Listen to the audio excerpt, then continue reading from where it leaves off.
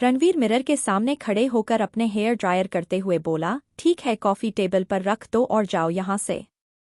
समीरा ने कॉफी को टेबल पर रखा और रणवीर के करीब जाकर उसे पीछे से हग कर लिया।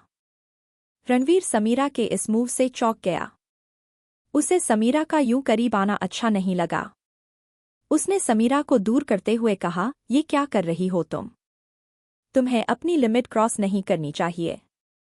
समीरा भी कहाँ हार मानने वाली थी।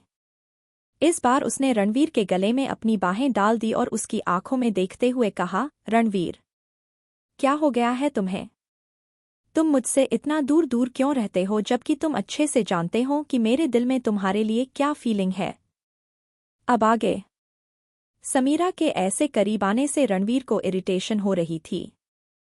रणवीर ने उसकी बाहें अपने गले से हटाते हुए कहा, समीरा, मैं तुम्हें पहले भी बता चुका हूं कि मेरे दिल में कभी तुम्हारे लिए ऐसी कोई फीलिंग नहीं रही। मैंने तुम्हें सिर्फ अपना दोस्त माना है। अब जाओ तुम यहाँ से, कहकर रणवीर ने उसकी तरफ से पीठ कर ली। पर समीरा भी एक नंबर की जिद्दी थी। वो पूरा इरादा करके आई थी रणवीर को सिड्यूस करने का।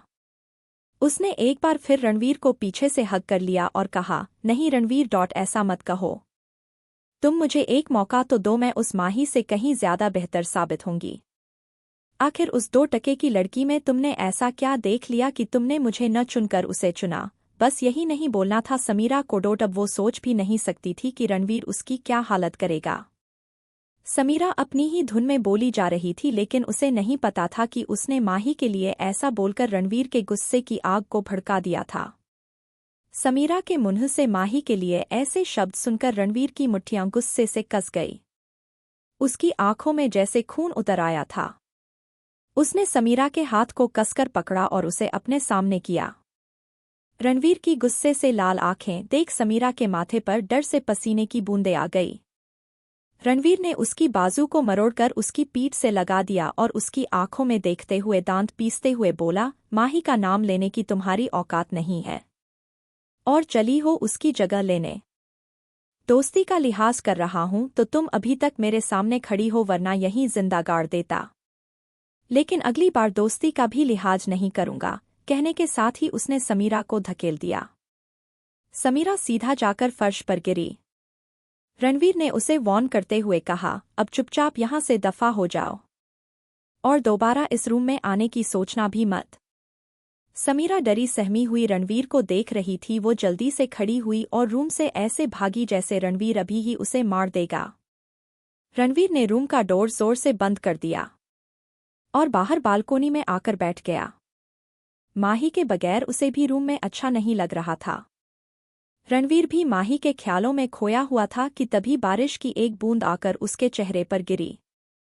उसने भी अपनी आंखें बंद कर ली और उसके जहन में माही और उसके साथ उसकी फर्स्ट किस का सीन नजर आया। जब उसने माही को पहली बार बारिश में भीगते हुए देखा था, उसने अपने दोनों हाथों को फैला लिया और बारिश की बूंदों को महसूस करने लगा। कुछ ही देर में बारिश तेज हो गई। रणवीर के दिल में अब माही के लिए बेचैनी बढ़ती जा रही थी।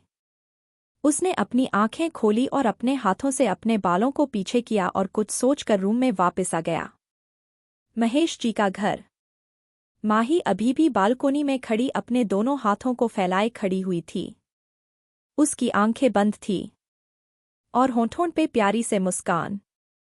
उसने धीरे से कहा, रणवीर। तभी उसे अपने पास किसी के होने का एहसास हुआ। उसने धीरे से अपनी आंखें खोली तो सामने उसे रणवीर का हैंडसम चेहरा नजर आया। उसे लगा कि वो कोई सपना देख रही है। उसने अपना हाथ आगे बढ़ाकर रणवीर के गालों को छुआ तो उसे एहसास हुआ कि वो कोई सपना नहीं देख रही। वो जैसे ही अपना हाथ वापस लेने वाली थी, रणवीर ने उसके हाथ को पकड़कर उसे प्यार से चूम लिया। माही ने शर्मा कर अपनी पलकें झुका ली। उसका चेहरा शर्म से लाल हो गया। कुछ देर पहले रणवीर जैसे ही बालकोनी में आया तो उसने के सामने माही बारिश में भीगते हुए देखा। वो आज भी उसी तरह आया था जैसे वो शादी के पहले माही के रूम में आया करता था। आने को तो वो सीधा मेन डोर से भी आ सकता था, लेकिन माही का सोचकर उसे सही नहीं लगा। माही डार्क ब्लू कलर के सूट प्लाजो में बहुत ही खूबसूरत लग रही थी। उसने इस वक्त दुपट्टा नहीं पहना हुआ था। रणवीर तो जैसे अपने होश ही खो बैठा था। माही ऐसे ही खड़ी हुई थी और उसके होंठों पर वो प्यारी सी स्माइल, जिसे देख रणवीर तो जैसे सब कुछ भूल गया था। वो कब धीरे धीरे माही के करीब आकर खड़ा हो गया उसे पता ही नहीं चला। उसे होश तब आया जब माही ने आंखें बंद किए हुए ही धीरे से उसका नाम पुकारा, रणवीर। उसे शर्माती हुई सी माही बहुत ही खूबसूरत लग रही थी। उसने माही के चेहरे को अपने हथेलियों में भर लिया। माही अब ठंड से कांप रही थी। उसके होंठ थरथरा रहे थे। उसे माही के कांपते हुए और बारिश में भीगे हुए होंठ बहुत ही अट्रैक्टिव लग रहे थे। उसने माही के होंठों पर अपने होंठ रख दिए और उसे किस करने लगा। रणवीर के होंठों का एहसास होते ही माही की आंखें खुद ब खुद बंद हो गई। दिल चाहता है सीने से लगा लूं तुझको, इश्क कहता है कि आंखों में छिपा लूं तुझको। सिर्फ चाहा ही नहीं तुझको पाना चाहता हूं। दुख दर्द जिंदगी का बांटना चाहता हूं। मासूम सी सूरत तेरी दिल में उतर जाती है, भूल जाऊं कैसे मैं तुझे। तू मुझे हर जगह नजर आती है। मेरे दिल के धड़कनों की वो जरूरत सी है। तितलियों सी नाजुक, परियों जैसी खूबसूरत सी है। ये बेपनाह हुस्न सादगी से शर्माएं। चिराग बुझा दो कहीं आग न लग जाए। माही रणवीर की किस को महसूस कर रही थी। उसने रणवीर की शर्ट को कसकर पकड़ लिया। एक लंबी पैशनेट किस के बाद रणवीर माही के होंठों से दूर हुआ। रणवीर ने अपनी मैग्नेटिक वॉइस में कहा, baby, open your eyes and look at मी।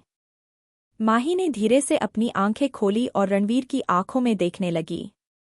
रणवीर ने उसके चेहरे पर आ रहे बालों को उंगलियों से पीछे किया और पूछा, क्या तुम मुझे मिस कर रही थी। माही शायद अपने दिल का हाल रणवीर को बताना नहीं चाहती थी, या कह सकते हैं कि उसे बहुत शर्म महसूस हो रही थी। इसलिए उसने कहा, नहीं, और वहां से जाने लगी। पर रणवीर ने उसका हाथ पकड़ लिया और उसे पीछे से हग कर लिया। दोनों अभी भी बारिश में भीग रहे थे।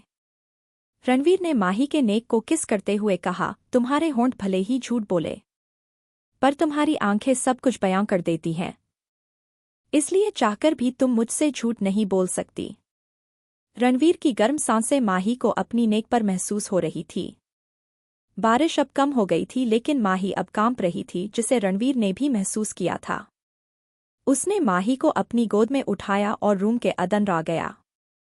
उसने माही को वॉशरूम में छोड़ा और कहा, चेंज कर लो वरना बीमार हो जाओगी, कहकर रणवीर बाहर आ गया। बाहर आकर रणवीर माही के रूम को देखने लगा। वैसे तो पहले भी रणवीर माही के रूम में आया था लेकिन उसने कभी उसके रूम को अच्छे से नहीं देखा था। रूम के एक तरफ स्टडी टेबल और उसे ऊपर की रैक पर रखी हुई उसकी बुक्स, वही सामने की दीवार पर कुछ गोल्ड मेडल भी लगे हुए थे और उसके साथ ही माही की स्कूल यूनिफॉर्म में फोटो भी थी जिसमें 2 चोटियां बनाए हुए वो स्माइल कर रही थी। आज भी रणवीर को माही के चेहरे में वही मासूमियत नजर आती थी जो इस फोटो में नजर आ रही थी। दूसरी फोटो माही के बचपन की थी जिसमें वो बहुत छोटी थी, शायद 4-5 साल की। वो अपने एक गाल पर अपनी उंगली रखे हंस रही थी, जिसे देख रणवीर को हंसी आ गई। उसने स्माइल करते हुए कहा, सो क्यूट। रणवीर अभी फोटो देख ही रहा था कि माही वॉशरूम से बाहर आकर उसके पीछे खड़ी हो गई। रणवीर को पता चल गया था कि माही उसके पीछे ही खड़ी है। उसने माही से कहा, जब भी हमारी बेटी होगी तो वो बिल्कुल तुम्हारी जैसी ही होनी चाहिए। माही ने भी स्माइल करते हुए कहा, हाँ, बिल्कुल मेरे जैसी होगी। मैं भी तो अपनी माँ जैसी लगती हूँ। मैंने तो उन्हें नहीं देखा पर सभी कहते हैं। माही अपनी ही धुन में बोली जा रही थी। रणवीर को एक शरारत सूझी। उसने माही को कमर से पकड़ अपने करीब किया और अपनी सेडिक्टिव वॉइस में कहा, तो चलो, बेबी लाने के लिए थोड़ी मेहनत की जाए। माही को जैसे ही रणवीर की बात का मतलब समझ आया वो हड़बड़ाते हुए रणवीर की पकड़ से छूटने की कोशिश करते हुए बोली, मेरे कहने का वो मतलब नहीं था। पर रणवीर तो उसे छोड़ने के बिल्कुल भी मूड में नहीं था। उसने उस पर अपनी पकड़ और मजबूत कर ली और कहा, क्या फर्क पड़ता है, पर मैंने तो सोच लिया है। मुझे जल्द से जल्द तुम्हारे जैसी क्यूट सी बेबी चाहिए, और इसके लिए मैं मेहनत करने से बिल्कुल भी पीछे नहीं हटूंगा। छोड़ो न मुझे। तुम चेंज कर लो, तुम्हारे कपड़े भी गीले हैं, माही ने बात टालने के लिए कहा। रणवीर ने उसे छोड़ा और वॉशरूम की तरफ बढ़ गया, पर फिर जाते हुए मुड़ा और कहा, मेरा वेट करना, मैं बस अभी आया। और फिर रणवीर ने बात अधूरी छोड़ते हुए अपनी एक आई विंक की और वॉशरूम में चला गया। माही जल्दी से बेड पर आकर लेट गई और उसने ब्लैंकेट को अपने मुंह तक ओढ़ लिया। फिर अपने आप से बोली, जल्दी सो जाती हूँ, वरना आज तो ये मुझे बिल्कुल भी नहीं छोड़ेंगे, कहकर माही ने आंखें बंद कर ली। रणवीर वॉशरूम से बाहर आया। रणवीर ने इस वक्त सिर्फ एक टॉवेल को अपनी कमर पर लपेटा हुआ था। रणवीर ने देखा माही अपने आप को सिर तक ढके सो रही है। उसे ये तो समझ आ गया था कि वो सोने का नाटक कर रही है। फिर वो भी कहाँ पीछे रहने वाला था। उसने फोन को अपने कान के पास लगाकर कहा, हेलो निहारिका डार्लिंग, क्या कर रही हो? मुझे ही मिस कर रही थी? मैं भी अभी तुम्हें ही मिस कर रहा था। क्यों न कल होटल के किसी रूम में मिले?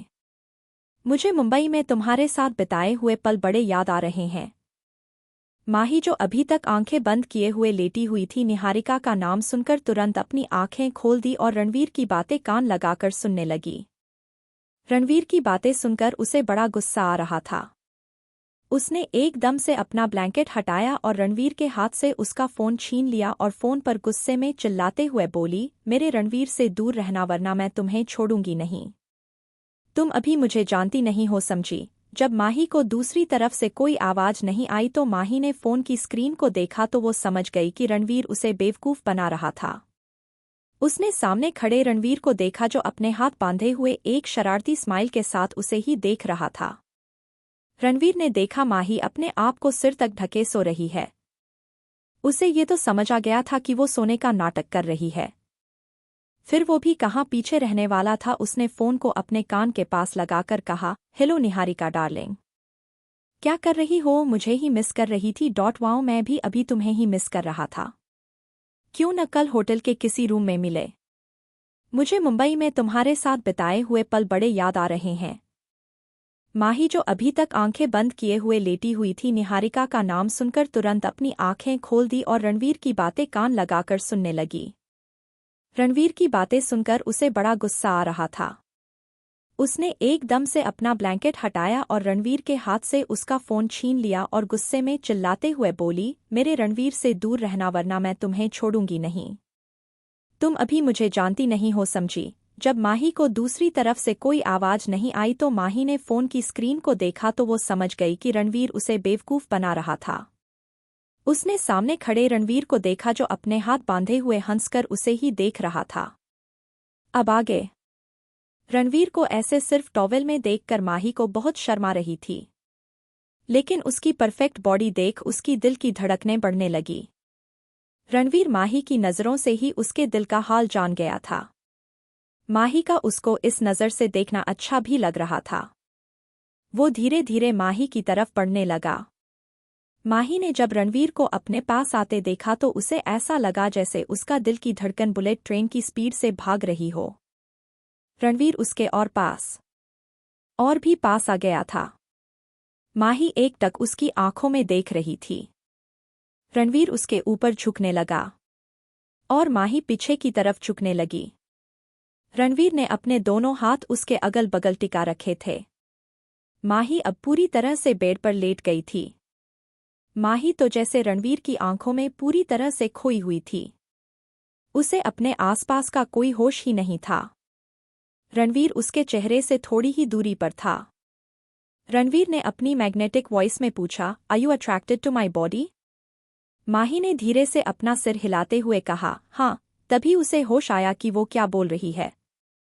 तभी उसने जल्दी से रणवीर के सीने पर हाथ रख उसे दूर करते हुए कहा, नहीं नहीं, मेरा वो मतलब नहीं था। उसकी घबराहट देखकर रणवीर के होंठों पर एक तिरछी स्माइल आ गई। वो माही के चेहरे के और करीब झुकते हुए बोला, मुझसे झूठ बोलने की जरूरत क्या है वाइफी? जैसे तुम्हारे ऊपर मेरा पूरा पूरा हक है, वैसे ही मुझ पर तुम्हारा पूरा हक है। इसलिए अगर तुम खुद मेरे करीब आना चाहती हो तो साफ बोल दो ना। माही ने जल्दी से कहा, नहीं, ऐसा कुछ नहीं है। रणवीर ने एक शरारती हंसी के साथ कहा, वैसे कहा जाता है कि लड़कियों की नाव में भी हाँ छिपी होती है। माही ने रणवीर की बात सुनी और मन ही मन बोला, क्या वाकई में लड़के लड़कियों की ना को हाँ समझते हैं? फिर तो हाँ को ना समझते होंगे जरूर। फिर उसने जल्दी से कहा, हाँ, मैं आपके करीब आना चाहती हूँ।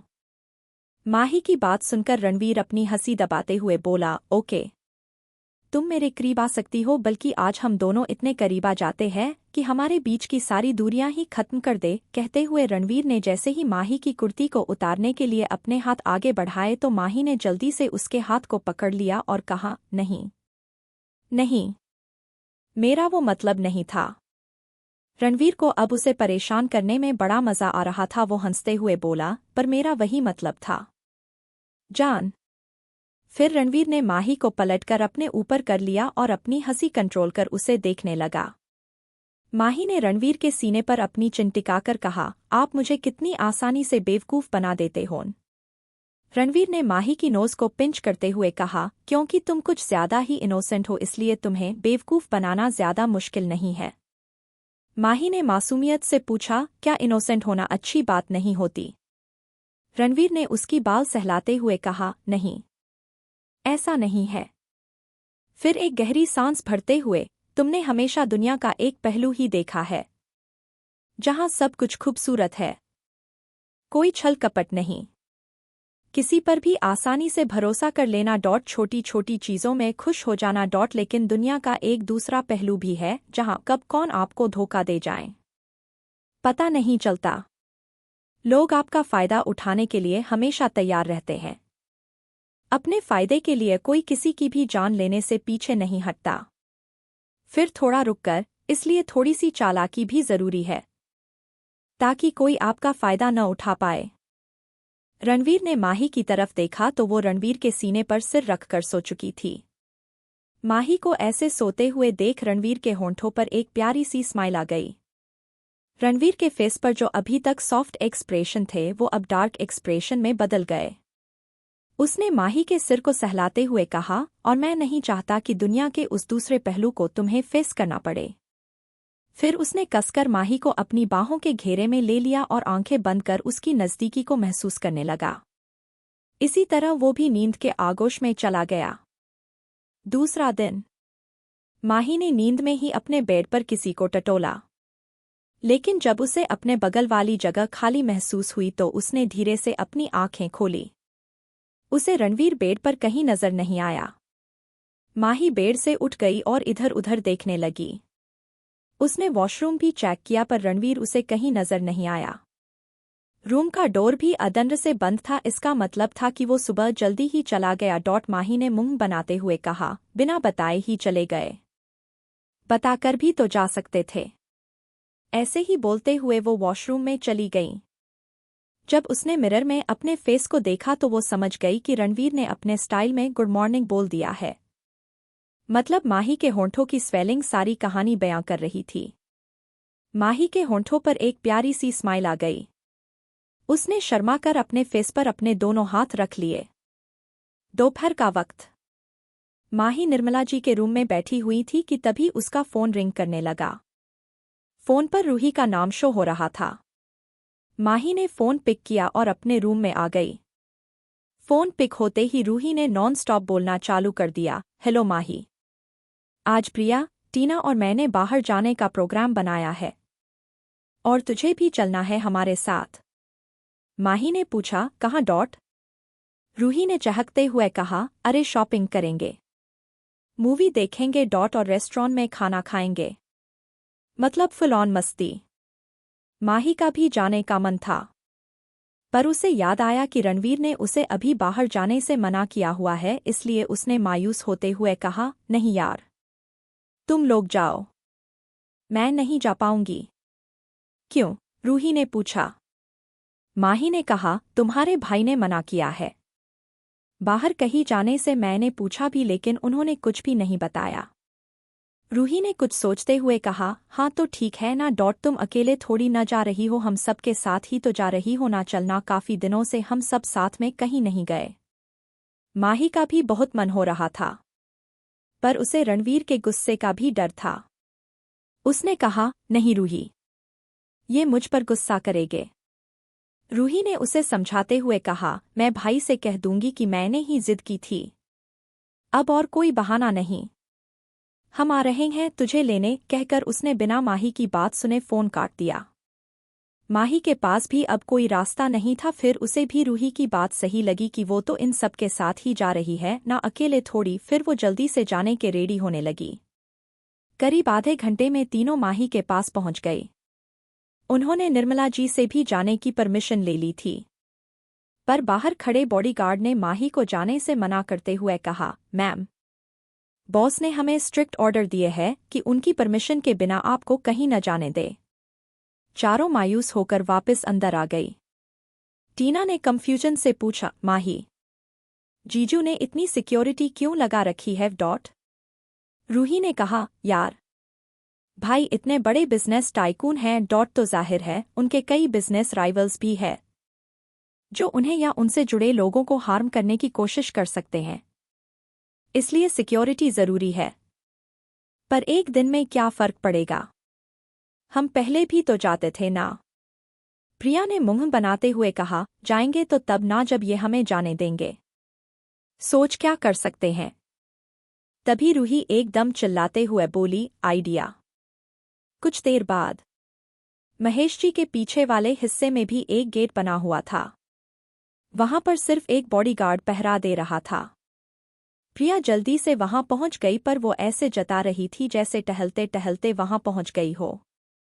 उधर पहरा देने वाला गार्ड एकदम चौकन्ना होकर अपना काम कर रहा था। अचानक से उसने गिरने की एक्टिंग की। कुछ देर के लिए गार्ड का ध्यान उसकी तरफ चला गया, लेकिन वो उसकी तरफ नहीं आया तो प्रिया जोर से चिल्लाते हुए ऐसे जताने लगी जैसे उसे बहुत ही ज्यादा चोट लगी हो और उसे बहुत दर्द हो रहा हो। गार्ड ने जब उसे ऐसे दर्द में देखा तो उसके पास आ गया और पूछा, मैम, क्या मैं आपकी कोई मदद कर सकता हूँ? प्रिया ने उसके पीछे किसी को इशारा किया और फिर से दर्द में होने का दिखावा करते हुए बोली, प्लीज मेरी हेल्प कीजिए खड़े होने में। आप मुझे अदंड तक पहुंचा दीजिए। गार्ड ने पहले आसपास देखा तो उसे वहां कोई और नजर नहीं आया, तो उसने भी सोचा कि वो जल्दी से इसे अदंड पहुंचाकर वापस आ जाएगा। इसलिए उसने प्रिया को खड़े होने में हेल्प की और अदंड लेकर जाने लगा। रूही ने देखा कि रास्ता क्लियर हो गया है तो जल्दी से गेट के पास आ गई और माही और टीना को भी आने का इशारा कर दिया। गेट पर लॉक लगा हुआ था, पर गेट ज्यादा बड़ा नहीं था, तो वो लोग उस पर चढ़कर भी जा सकते थे। इसलिए टीना और माही गेट फांद कर दूसरी तरफ चली गईं और रूही वापस अपनी गाड़ी के पास आकर खड़ी हो गई। गाड़ी अदंड ही पार्क थी, इसलिए वो बाहर नहीं गई और गाड़ी में ही बैठकर प्रिया का बाहर आने का वेट करने लगी। गार्ड ने प्रिया को अदंड छोड़ा और वापस अपनी जगह आकर खड़ा हो गया। प्रिया ने जब देखा कि गार्ड चला गया है तो वो भी जल्दी से बाहर आकर गाड़ी में बैठ गई। रूही ने गाड़ी स्टार्ट की और मेन गेट के बाहर आ गई।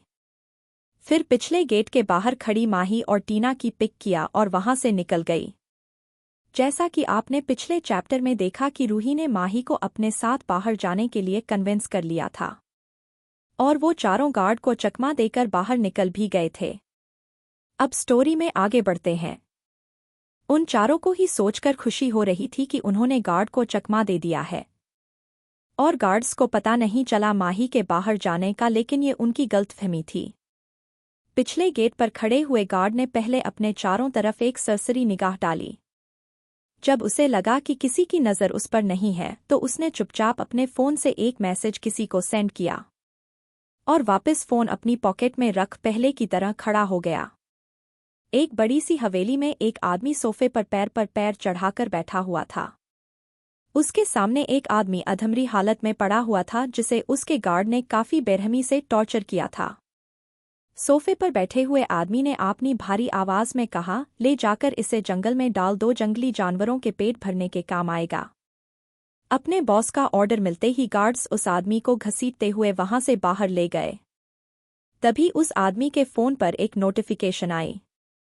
फोन में आए मैसेज को देखकर उसके चेहरे पर एक डेविल स्माइल गई।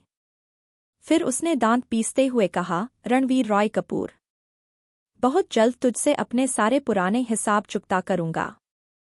शाम के 6 बजे। माही, रूही, प्रिया और टीना ने आज के दिन उन चारों ने खूब मस्ती की।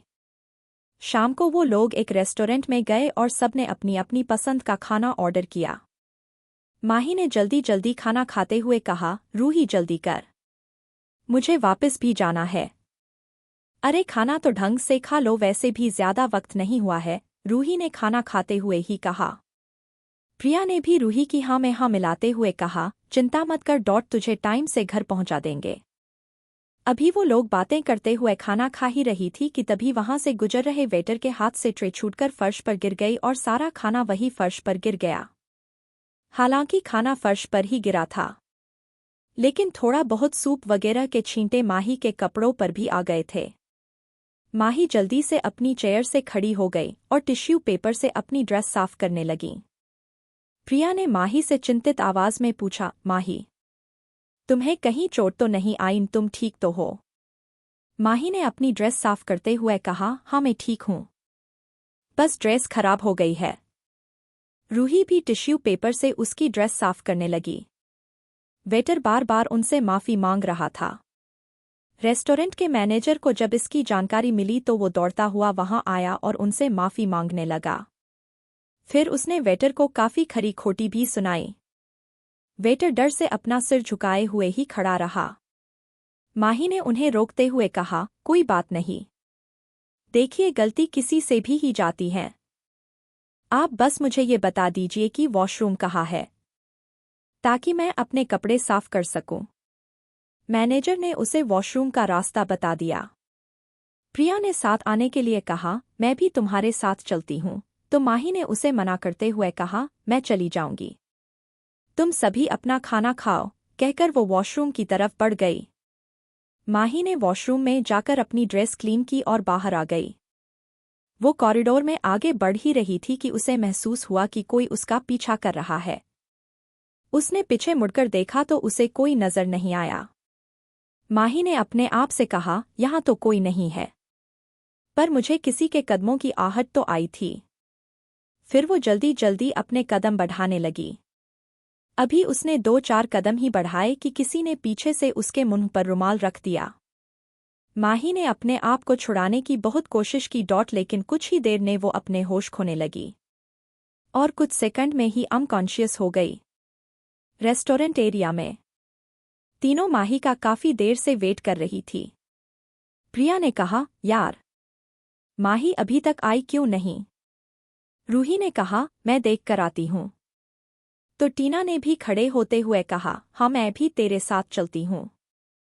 प्रिया तुम यहीं रुको, क्या पता माही यहीं वापस आ जाए। प्रिया ने उसकी बात सुनकर हाँ में अपना सिर हिलाया। रूही और टीना ने सभी वॉशरूम चेक किए, पर उसे माही कहीं नजर नहीं आई। अब उन्हें चिंता होने लगी। कुछ देर में प्रिया भी वहां पहुंच गई। प्रिया ने जब दोनों को परेशान देखा तो उसने घबराते हुए पूछा, माही कहाँ है? रूही ने रुआंसी आवाज में कहा, पता नहीं, हमने सभी वॉशरूम चेक कर लिया, वो कहीं नहीं है, पता नहीं कहाँ चली गई। तीनों ने मैनेजर से भी पूछा, पर माही का कहीं पता नहीं चल रहा था। अब तीनों का ही दिल घबरा रहा था। रूही को अब रोने आ रहा था। उसने कहा, अगर माही को कुछ हो गया तो मैं अपने आप को कभी माफ नहीं कर पाऊंगी। प्रिया और टीना ने उसे संभाला और उसे रणवीर को इन्फॉर्म करने के लिए कहा। रूही ने कांपते हाथों से रणवीर का नंबर डायल किया। रिंग जा रही थी। रणवीर ने फोन नहीं उठाया। फिर उसने रुद्र का भी नंबर डायल किया, पर वो भी फोन पिक नहीं कर रहा था। रणवीर और रुद्र इस वक्त किसी इंपॉर्टेंट मीटिंग में बिजी थे, इसलिए उसका फोन साइलेंट मोड पर था। यहाँ रेस्टोरेंट में रूही बेचैनी से बोली, भाई पिकअप द फोन प्लीज। लेकिन कोई रिस्पॉन्स नहीं आया। तो प्रिया ने कहा, वेदांत को कॉल करके देखो, शायद वो फोन उठा ले। रूही को भी उसकी बात सही लगी। उसने जल्दी से वेदांत को कॉल लगा दिया। वेदांत अभी अपनी मीटिंग खत्म कर मैंशन की तरफ जा रहा था। उसके फोन पर रूही का नाम फ्लैश होने लगा।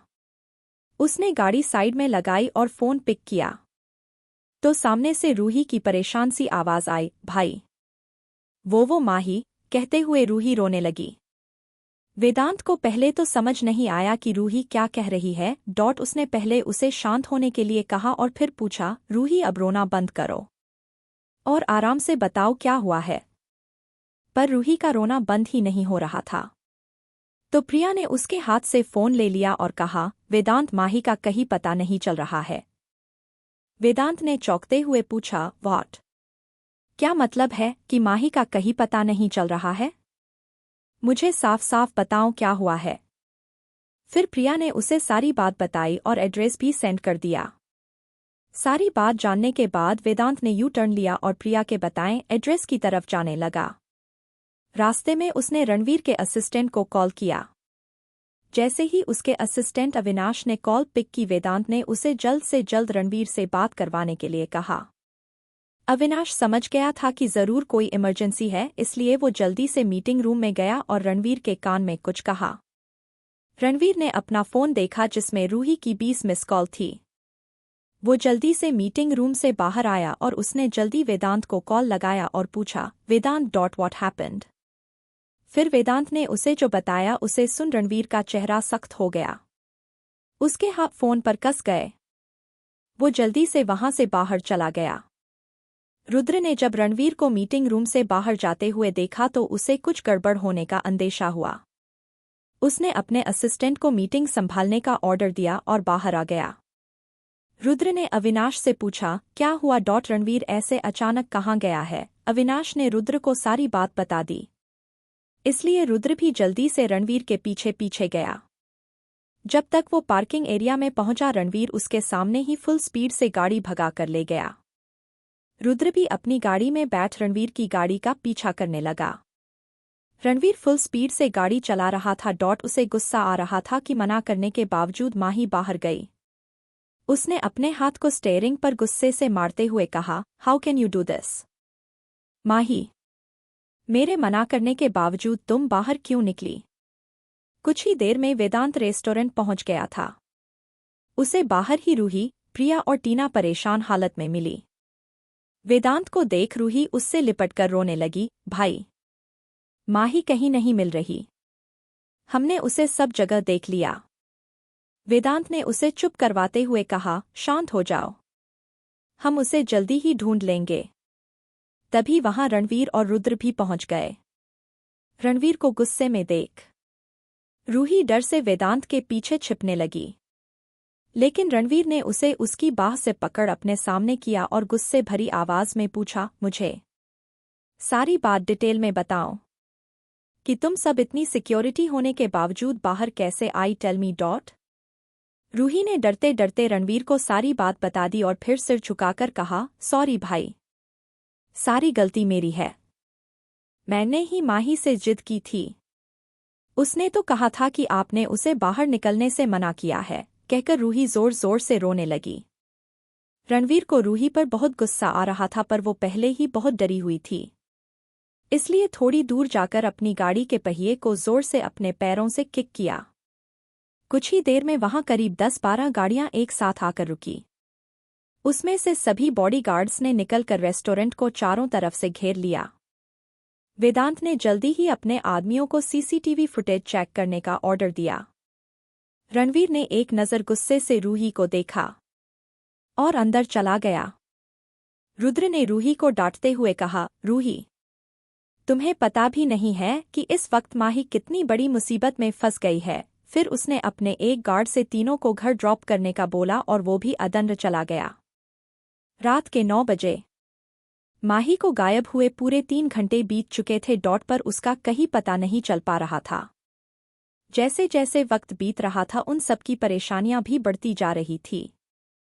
रणवीर के मन में माही के लिए फिक्र बढ़ती ही जा रही थी।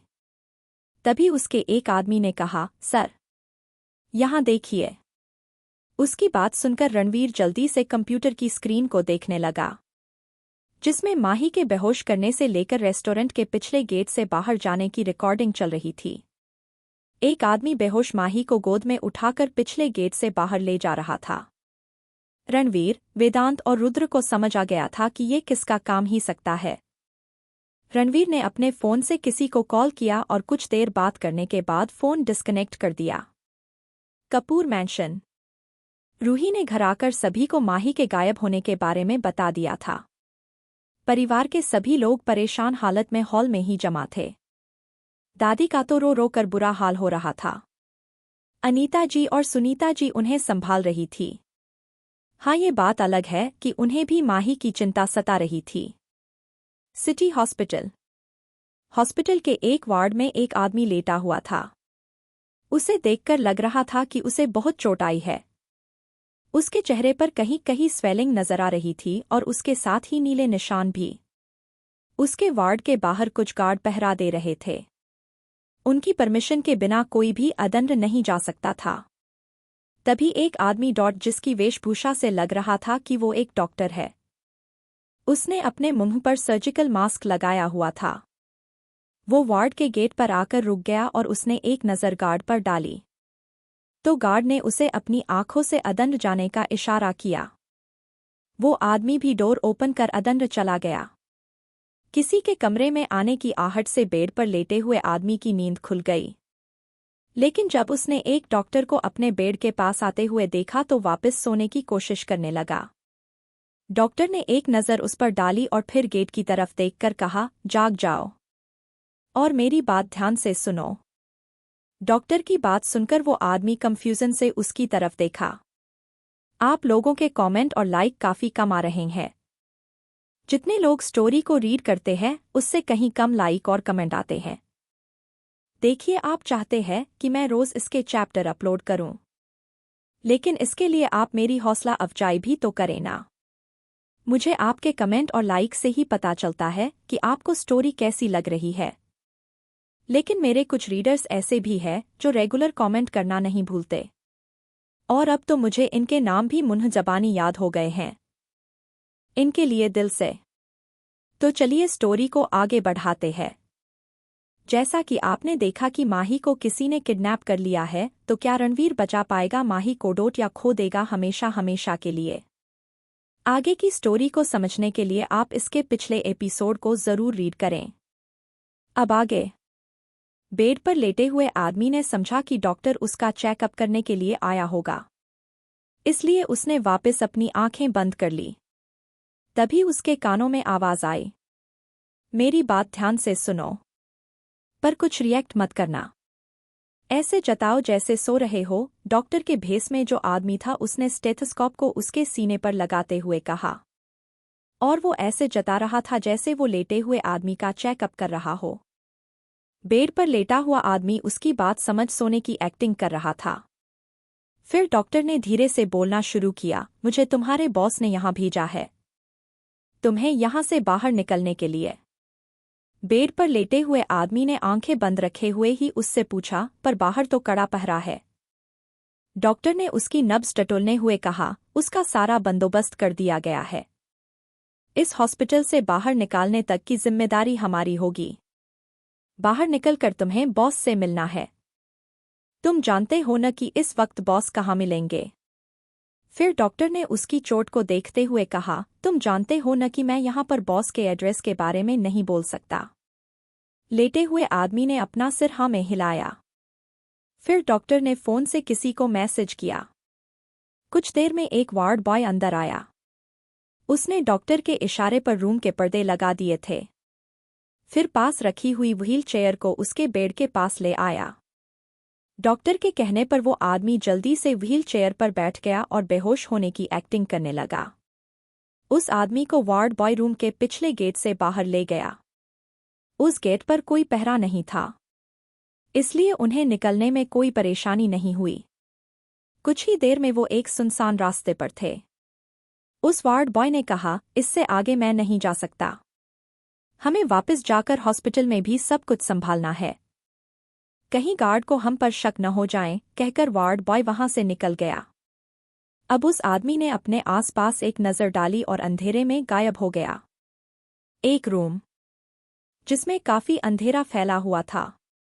उसी रूम में एक लड़की बेहोशी की हालत में चेयर से बंधी हुई थी। उसके चेहरे को उसके खुले बालों ने ढक रखा था।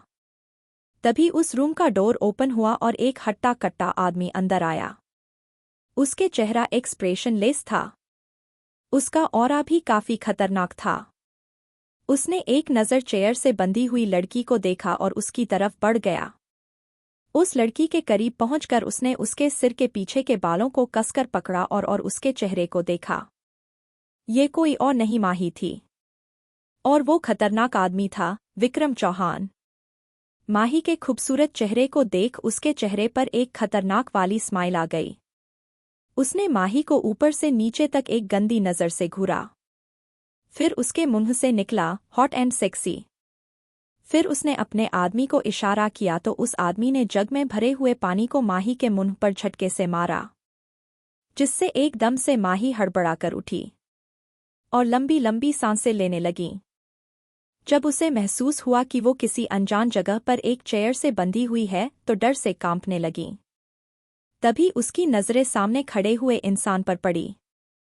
माही को उससे काफ़ी नेगेटिव वाइब्स आ रही थी। उसने डरते हुए पूछा, तुम कौन हो और मैं कहाँ हूँ, और मुझे यहाँ क्यों बांधा हुआ है? माही को इतना डरा सहमा हुआ देख विक्रम चौहान उसके पास आया और उसके गालों को कसकर पकड़ लिया और खतरनाक वाली हंसी हंसते हुए बोला, बेबी डॉल, तुम अब विक्रम चौहान की कैद में हो और बहुत जल्द तुम्हें पता चल जाएगा कि तुम यहाँ क्यों लाई गई हो। फिर झटके से उसके गालों को छोड़कर उससे दूर हुआ और कहा, पर अभी मुझे जाना होगा, कुछ देर बाद आकर मिलता हूँ तुमसे। कहकर वो रूम से बाहर निकल गया। उसके गार्ड ने रूम को वापस लॉक कर दिया। माही डरी सहमी हुई सी रूम को देख रही थी, उसकी आंखों से आंसू बहने लगे। उसने रोते हुए कहा, ये मैं कहाँ आ गई हूँ? ये लोग क्या करने वाले हैं मेरे साथ? रणवीर, कहाँ हो तुम? प्लीज मुझे यहाँ से ले जाओ। के विला। रणवीर के विला में रुद्र और वेदांत के साथ आगे की प्लानिंग बना रहा था। तभी उसे ऐसा लगा कि जैसे माही ने उसे पुकारा है। उसके मुंह से अचानक निकला, माही। उसने अपने आसपास देखा तो वो समझ गया कि ये उसका वहम है। उसे अपने दिल में एक दर्द का एहसास हुआ। वेदांत ने उसे ऐसे बेचैन होते हुए देखा तो पूछा, क्या हुआ? रणवीर ने ना में सिर हिलाया और वापस अपने काम पर फोकस करने लगा। तभी कुछ देर में उसका फोन रिंग करने लगा। स्क्रीन पर कोई अननोन नंबर फ्लैश हो रहा था। रणवीर ने कॉल पिक की और सामने वाले की आवाज सुन उसके आंखों में जैसे खून उतर आया था। सामने से विक्रम चौहान बोल रहा था। उसने हंसते हुए कहा, Ranveer Roy Kapoor, the underworld king. हा हा हा, जिसकी इज्जत अब मेरी मुट्ठी में कैद है। वैसे मानना पड़ेगा, तुम्हारी बीवी बला की खूबसूरत है। नियत ही डोल गई उसे देखकर। फिर एक कुटिल हंसी के साथ, वैसे सोच रहा हूँ उसे बाजार में बेचने से पहले एक बार मैं भी उसके साथ। हा हा हा हा, कह वो हंसने लगा। रणवीर की मुट्ठियां गुस्से से कस गई। इस वक्त उसकी आंखें गुस्से से लाल हो रही थी। उसने दांत पीसते हुए कहा, चौहान, तू शायद भूल रहा है कि रणवीर रॉय कपूर अपने दुश्मनों को कितनी बुरी मौत देता है, और तुझे तो नरक के दर्शन मैं जीते जी करवाऊंगा। क्या उसने फोन को गुस्से में जमीन पर पटक दिया। फोन कई टुकड़ों में बिखर गया। रणवीर ने अपने खास बॉडीगार्ड से कहा, हमारी टीम को जल्दी एक्शन में आने के लिए बोलो। फिर उसने वेदांत और रुद्र की तरफ देखते हुए कहा, अब हमें जल्द से जल्द निकलना होगा। रणवीर की बात सुनकर दोनों ने भी सहमति में सिर हिलाया और वहां से बाहर निकल गए। माही अभी भी डरी सहमी हुई सी बैठी हुई थी। तभी उस रूम का गेट एक बार फिर से जोर की आवाज के साथ खुला। माही का दिल किसी डर की वजह से जोरों से धड़क रहा था। सामने विक्रम चौहान डेविल स्माइल के साथ उसे ही घूर रहा था। वो माही के पास आया और माही के गालों पर अपनी उंगलियां फेरते हुए बोला, बेबी डॉल, कई खूबसूरत लड़कियां देखी, पर तुम्हारी बात ही अलग है। मानना पड़ेगा रणवीर की पसंद को। कहते हुए ही वो उसकी रस्सियां खोलने लगा। उसके छूते ही माही ने अपना चेहरा दूसरी तरफ कर लिया। रणवीर ने भी उसे कई बार उसकी मर्जी के बगैर छुआ था। उस वक्त उसे घबराहट, डर और शर्म महसूस होती थी, पर उसे कभी इतना गंदा महसूस नहीं हुआ जैसा आज विक्रम चौहान के छूने से उसे महसूस हो रहा था। विक्रम ने उसकी सारी रस्सियां खोल दी और उसकी बाह पकड़ उसे खड़ा किया। माही डरी सहमी नजरों से उसे देख रही थी। उसने अपनी बाह उसकी पकड़ से छुड़वाने की कोशिश की लेकिन विक्रम ने उसे काफी कसकर पकड़ा हुआ था। माही रोते हुए उसे छोड़ने के लिए कहने लगी, प्लीज छोड़ दीजिए मुझे जाने दीजिए। विक्रम ने उसके चेहरे के करीब जाकर कहा, तेरा सौदा किया है मैंने, और वो भी काफी ऊंची कीमत पर और कल ही तुझे उसके पास पहुंचा भी दूंगा। पर उससे पहले आज की रात मैं तेरे साथ रंगीन करूंगा। कहते हुए उसने माही को बेड पर धकेल दिया। माही ने बेड से उठकर भागने की कोशिश की पर विक्रम ने उसके गाल पर कस के थप्पड़ मारा। माही सीधा फर्श पर जाकर गिरी। माही के टकराने से टेबल पर पड़ा हुआ कांच का जग फर्श पर गिरकर टूट गया। थप्पड़ इतनी जोर का था कि माही के नाजुक से गाल पर उसकी 5 उंगलियां छप गई और उसके होंठों के किनारे से खून भी बहने लगा। माही घबराते हुए पीछे की तरफ खिसकने लगी, नहीं, मेरे पास मत आना। प्लीज मुझे जाने दो। विक्रम ने एक कुटिल हंसी के साथ कहा, बेबी डॉल, क्यों अपने आप को इतनी तकलीफ पहुंचा रही हो? मेरे साथ कोऑपरेट करो, यकीन मानो तुम्हें भी अच्छा लगेगा। माही डर से पीछे खिसकते हुए बोली, प्लीज मुझे जाने दो, मेरे पास मत आओ। माही की आंखों से आंसू बह रहे थे। तभी उसका हाथ फर्श पर फैले कांच पर जा लगा और दर्द की वजह से उसके मुंह से चीख निकल गई, आह! उसके हाथ में कट गहरा था जिसमें से खून टपकने लगा। विक्रम ने उसके बालों को पकड़कर खड़ा किया और ले जाकर वापस बेड पर धकेल दिया। इससे पहले कि माही बेड से उठ पाती, विक्रम उसके ऊपर आ गया और उसके हाथों को कसकर पकड़ लिया। माही के हाथों की चूड़ियां टूटकर उसकी कलाई में धंस गई थी। पहले ही उसके हाथों में चोट लगी हुई थी और उस पर दबाव पड़ने से उसे काफी दर्द हो रहा था। छोड़ो मुझे, जाने दो, माही गिड़गिड़ा रही थी। लेकिन विक्रम को उसके दर्द से कोई लेना देना नहीं था।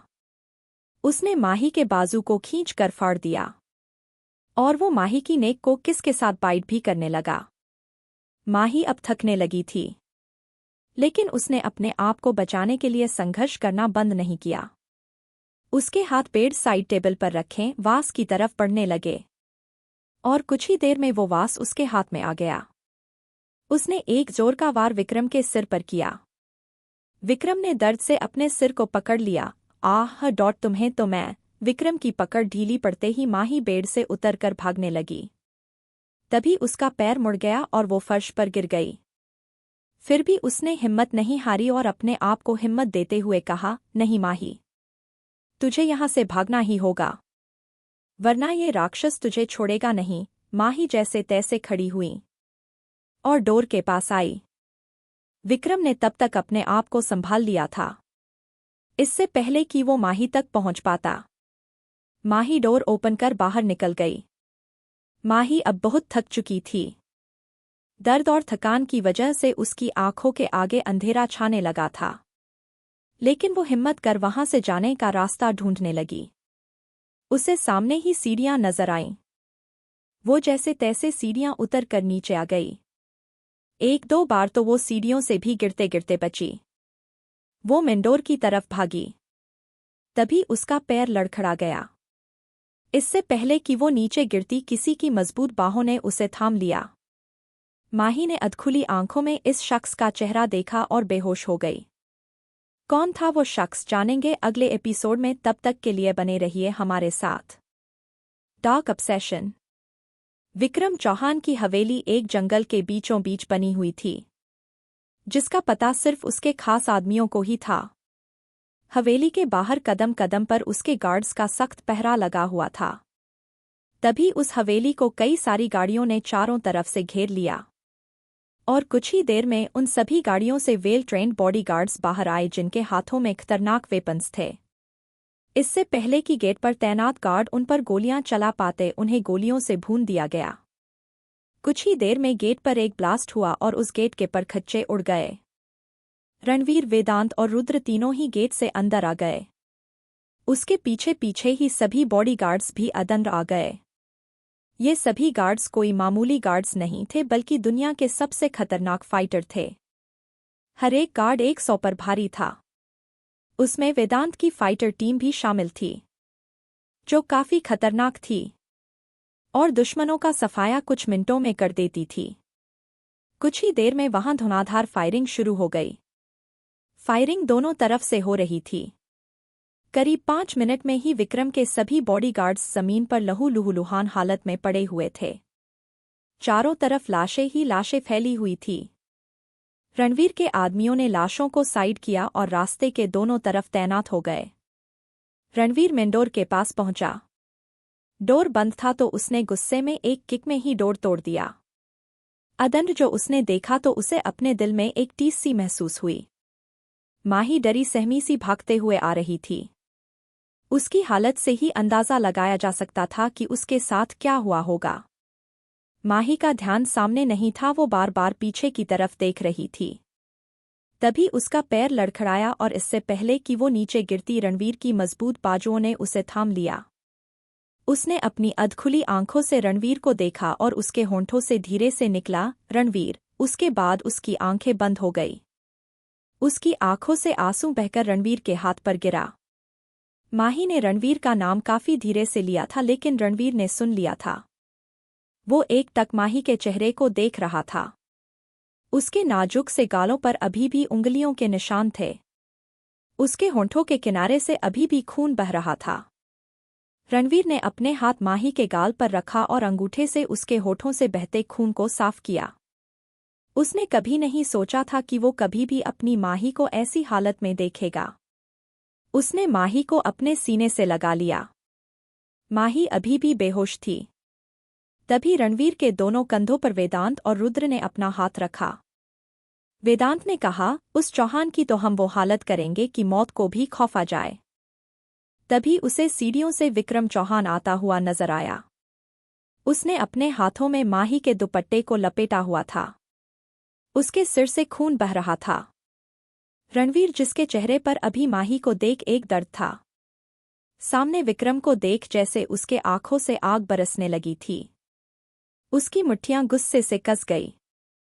उसकी नज़र उसके उस हाथ को घूरने लगी जिस हाथ पर उसने माही के दुपट्टे को लपेटा हुआ था। वही इन तीनों को यहां देख विक्रम चौहान हड़बड़ा गया, पर उसने अपनी हड़बड़ाहट को अपने चेहरे में जाहिर नहीं होने दी और गुस्से में कहा, तुम लोग यहां आ तो गए हो लेकिन जिंदा नहीं जा पाओगे। फिर उसने जोर से अपने आदमियों को आवाज दी, रमेश, बीरा, जग्गू कहाँ मर गए सब के सब, पर कोई जिंदा होगा तभी तो आएगा ना। वेदांत ने अपने हाथ अपनी पॉकेट में डालकर कहा, चौहान, तेरे सारे पालतू कुत्ते बाहर खून से लथपथ पड़े हुए हैं। तभी रुद्र ने एक तिरछी स्माइल के साथ कहा, यार वेदांत, अभी एक कुत्ता जिंदा है। कह उसने अपने एक आदमी को इशारा किया। कुछ ही देर में उसके आदमी एक शख्स को पकड़ अदंड में आए। ये शख्स वही था जिसे हॉस्पिटल से बाहर निकलवाया गया था। उसे देख विक्रम शॉक्ड हो गया, तुम यहाँ क्या कर रहे हो? तो रणवीर ने कहा, यही तो हमें यहाँ लेकर आया है चौहान, ताकि हम तेरी लंका में आग लगा सके। दरअसल ये सब रणवीर का ही प्लान था। ये आदमी वही था जो कपूर मैंशन में ताक झांक करते हुए पकड़ा गया था और हॉस्पिटल में एडमिट था। उसे बाहर निकालने वाला डॉक्टर, वार्ड बॉय रणवीर के ही आदमी थे। इसलिए गार्ड्स ने उन्हें अदंड जाने से नहीं रोका था। और जब उसे हॉस्पिटल से बाहर निकाल लिया गया तो रणवीर के आदमियों ने उसका पीछा किया, इससे पहले कि वो हवेली में अदंड जा पाता। उसे वापस पकड़ लिया गया, क्योंकि अगर वो आदमी हवेली में पहुंच जाता तो विक्रम को शक हो जाता और वो माही को किसी और जगह ले जाता। विक्रम जिस रूम में था वो साउंड प्रूफ था, इसलिए उसे फायरिंग की आवाज सुनाई नहीं दी थी। कुछ ही देर में रणवीर के 8-10 आदमियों ने विक्रम को चारों तरफ से घेर लिया। ले चलो इसे, रणवीर ने ऑर्डर दिया और माही को गोद में लेकर वहां से निकल गया। रणवीर ने माही को गाड़ी की बैक सीट पर आराम से लेटाया और जल्दी से ड्राइविंग सीट पर आकर गाड़ी स्पीड में बढ़ाकर ले गया। सारी गाड़ियां एक एक कर वहां से निकल गई। पीछे रह गई तो धू-धू जलती विक्रम की हवेली। हॉस्पिटल के एक प्राइवेट रूम में माही को एक फीमेल डॉक्टर चेक कर रही थी। पूरी कपूर फैमिली वहां मौजूद थी। माही के बाबा, चाचा और चाची भी वहां आ गए थे। सभी परेशान हालत में डॉक्टर के बाहर आने का वेट कर रहे थे। माही के बाबा के आंसू तो रुक ही नहीं रहे थे अपनी लाड़ों को इस हालत में देखकर। मेरी बच्ची, क्या हो गया उसे? महेश जी बार बार उन्हें दिलासा दे रहे थे। हिम्मत रखिए भाई साहब, माही को कुछ नहीं होगा। रणवीर रूम के गेट के बाहर ही हाथ बांधे अपना एक पैर पीछे दीवार पर टिकाए हुए खड़ा था। उसकी आंखों के आगे बार बार माही का दर्द से भरा हुआ चेहरा नजर आ रहा था। तभी रूम का डोर ओपन हुआ और डॉक्टर बाहर आई। सभी डॉक्टर के पास आकर माही की तबीयत के बारे में पूछने लगे। डॉक्टर ने कहा, देखिए वो बिल्कुल ठीक है, घबराने वाली कोई बात नहीं है। मैंने उन्हें नींद का इंजेक्शन दिया है जिसके असर से वो सो रही हैं। कहकर डॉक्टर ने रणवीर से कहा, मिस्टर रणवीर, मुझे आपसे कुछ बात करनी है, आप मेरे कैबिन में आए। रणवीर ने हाँ में सिर हिलाया और डॉक्टर के कैबिन की तरफ बढ़ गया। रुद्र ने सभी को घर जाने का कहा। देखिए, वैसे भी डॉक्टर ने कह ही दिया है कि माही अब ठीक है, और वैसे भी अभी वो सो रही है, तो आप सभी लोग अभी घर जाइए, रात काफी हो चुकी है। सारिका ने जाने से मना करते हुए कहा, नहीं, मैं यहीं रहूंगी जब तक माही उठ नहीं जाती, मुझे उससे मिलना है। अनीता जी ने उसे समझाते हुए कहा, बेटा तुम्हारा ऐसी हालत में यहाँ रुकना ठीक नहीं है, तुम सुबह आ जाना। निर्मला जी ने भी सारिका को समझाया और सभी घर के लिए चले गए। गंगाधर जी भी अपनी बेटी से मिले बगैर जाना नहीं चाहते थे, लेकिन सबके समझाने पर वो महेश जी के साथ घर चले गए। वैसे भी जब से माही की किडनैप खबर सुनी थी तभी से उनकी तबीयत भी खराब थी। डॉक्टर के कैबिन में डॉक्टर ने अपनी चेयर पर बैठते हुए सीरियस एक्सप्रेशन के साथ कहा, देखिए मिस्टर रणवीर, मैंने माही को अच्छी तरह से चेक किया है। उनकी हालत से लग रहा है कि अटेम्प्ट टू रेप हर। उसकी बॉडी पर कई जगह चोट के निशान है, जिसे देखकर लग रहा है कि माही ने अपने आप को बचाने के लिए काफी स्ट्रगल किया है, और इस सब का उसके दिमाग पर गहरा असर हो सकता है। अभी उसे आपके साथ की जरूरत है, तभी वो इस ट्रॉमा से बाहर निकल पाएगी। डॉक्टर से माही की हालत का जानकर रणवीर को माही के लिए काफी बुरा फील हो रहा था। उसके कदम माही के कैबिन की तरफ बढ़ गए। माही बेड पर लेटी हुई थी। उसका मासूम सा चेहरा दर्द और तकलीफ से बिल्कुल पीला पड़ गया था। उसके एक गाल पर अभी भी स्वेलिंग थी। उसके हाथ पर पट्टी बंधी हुई थी। उसके हाथों की कलाई पर भी उंगलियों के निशान छपे हुए थे। रणवीर ने माही के हाथ को अपने हाथों में लिया और उसके बगल वाली चेयर पर बैठ गया। उसने प्यार से माही के हाथ को किस किया। आज रणवीर की आंखें भी नम हो गई थीं। रणवीर को आज तक किसी की तकलीफ से कभी कोई फर्क नहीं पड़ा, ना ही किसी के दर्द से, लेकिन माही को इस हालत में देख उसे अपने दिल में एक दर्द का एहसास होने लगा। तभी उसे ऐसा लगा जैसे माही की बॉडी कांप रही है। माही बेचैनी से अपना सिर हिला रही थी। उसकी बंद आंखों के किनारों से आंसू बहने लगे। शायद वो कोई बुरा सपना देख रही थी। रणवीर ने उसके बालों को सहलाते हुए शांत करने की कोशिश करते हुए कहा, एच, शांत हो जाओ, मैं यहीं हूं, तुम्हारे पास। कुछ देर में माही शांत हो गई।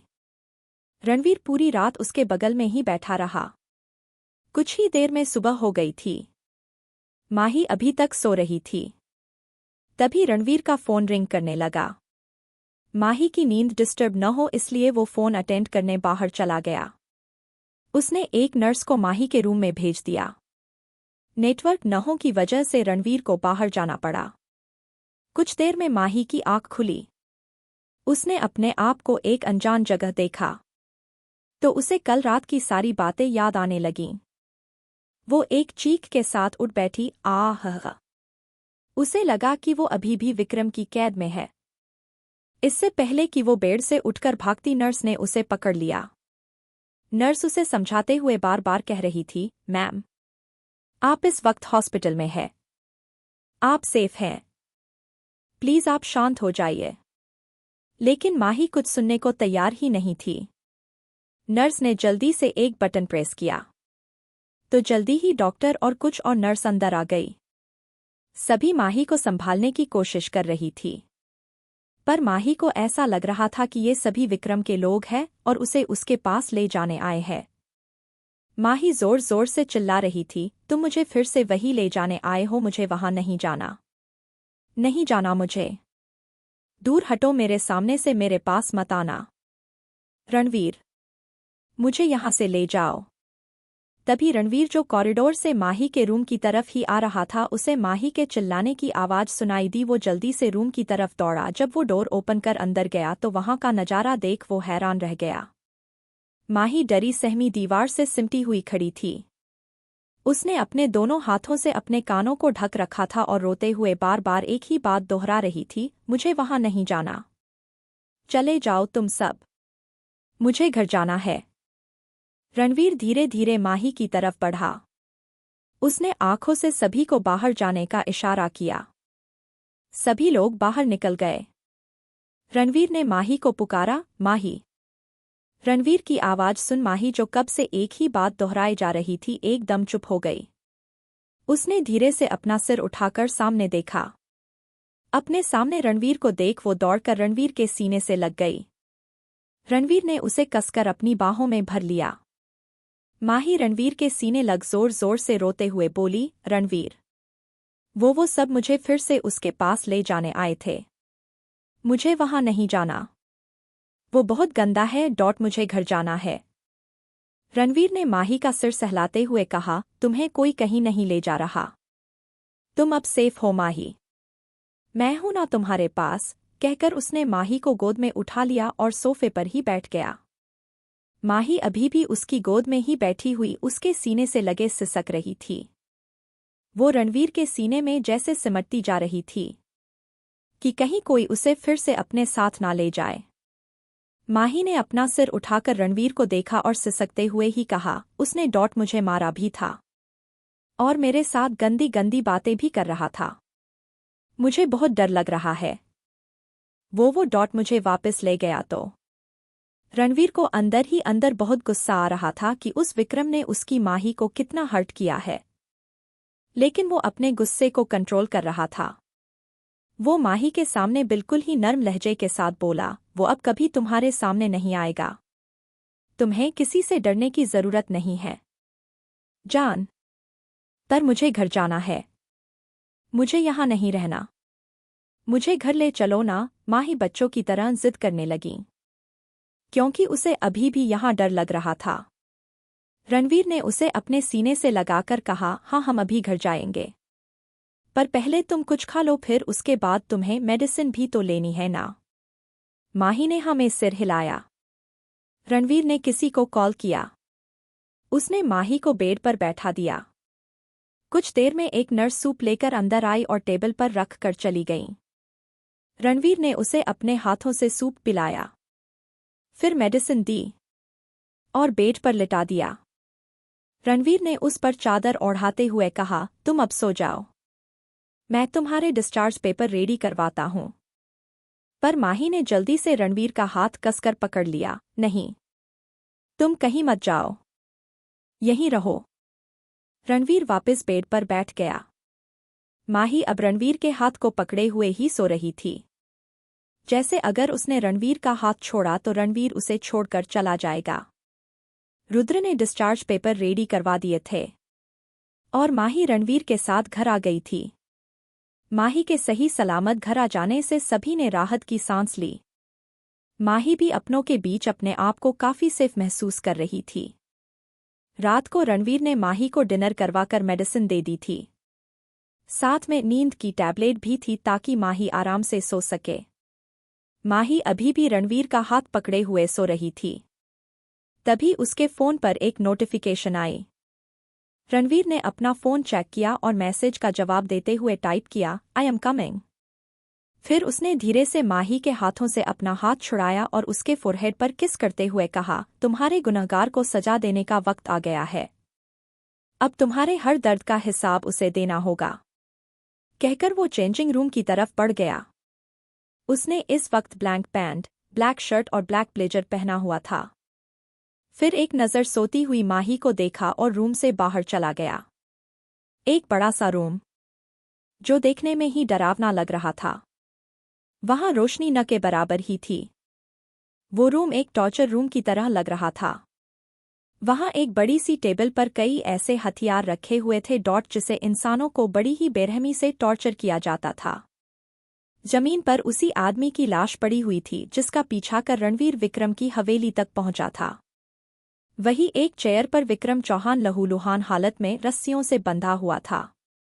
और उसकी ये हालत रणवीर ने की थी। रणवीर ने लगातार उसके मुंह पर कई पंच मारे थे, जिससे उसका पूरा चेहरा ही खून से तरबतर हो गया था। रणवीर के ज़हन में अभी भी माही का वो डरा हुआ चेहरा, उसके चोट के निशान, उसकी चीख, सब नजर आ रहा था जो पल पल उसके गुस्से की आग को भड़का रहा था।